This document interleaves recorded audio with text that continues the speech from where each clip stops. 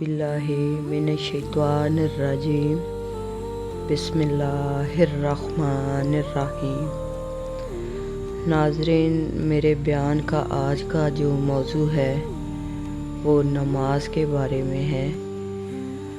हमारे आका करीम नमाज कैसे पढ़ते थे, उन्होंने लोगों को पढ़ के दिखाया है। तो आइए मौजू शुरू करते हैं।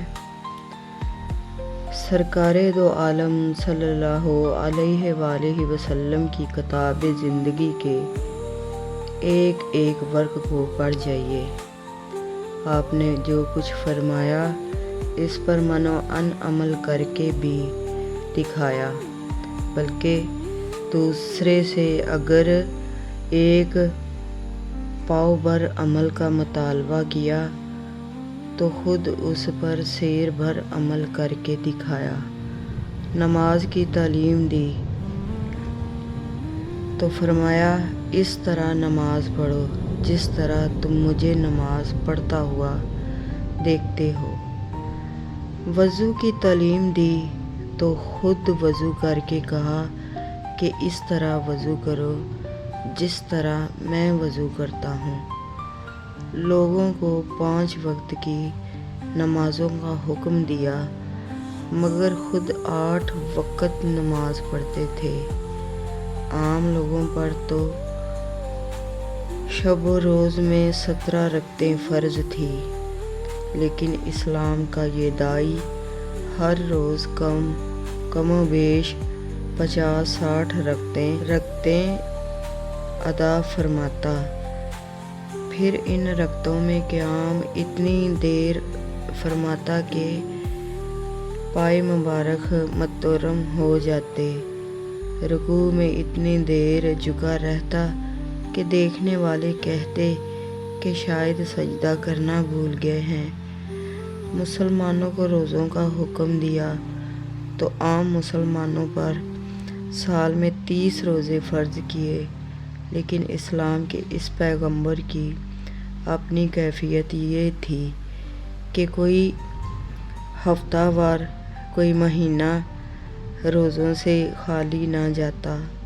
आपकी अहलिया मोहतरमा सैयदा आयशा सिद्दीक़ा रज़ी अल्लाह अन्हा फरमाती हैं कि आप रोज़ा रखने पर आते तो मालूम होता कि आप कभी इफ्तार ना करेंगे। आपने मुसलमानों को शबान में रोज़ा रखने की मुआमनत की, लेकिन शबान और रमज़ान दोनों महीनों के रोज़े रखे। मुहर्रम के 10 दिन, शवाल के 6 दिन भी हर साल रोज़े रखे। लोगों को राय खदा में ज़कात व खैरात का हुक्म फरमाया तो पहले खुद इस पर अमल करके दिखाया।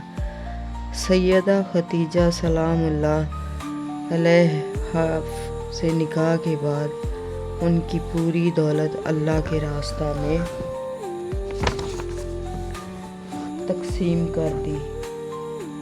चनाचा सैयदा खदीजा रज़ी अल्लाह ताला अन्हा की शहादत भी इसी बारे में चनाचा सैयदा खदीजा रज़ी अल्लाह ताला अन्हा की शहादत भी इसी बारे में हदीस की किताबों में मरकूम है कि उन्होंने कहा था, या रसूल अल्लाह, आप कर्ज़दारों का कर्ज़ अदा करते हैं और मुसीबत ज़दों की मदद करते हैं, मेहमानों की मेहमान नवाजी करते हैं।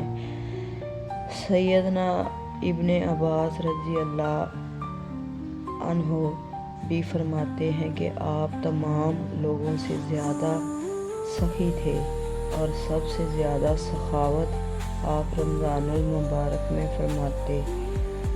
लोगों को आम हुक्म था कि जो मुसलमान कर्ज छोड़कर मर जाए इसका कर्ज मैं अदा करूँगा, और जो तरका उसने छोड़ा है उसके हकदार के वारिस होंगे, खुद फरमाया करते थे। तो इन सारी बातों से हमने यही सीखा है कि हमारे प्यारे पैगंबर جو کہ ہمارے لیے رحمت للعالمین بن کے آئے، تو کیا ہم ان کی سنتوں پہ چل نہیں سکتے؟ تو میری آپ سے گزارش ہے کہ اگر میرا یہ بیان آپ کو پسند آیا ہے تو میرے چینل کو لائک کریں، شیئر کریں، سبسکرائب کریں اور میری حوصلہ افزائی کریں۔ فی امان اللہ۔ اللہ حافظ۔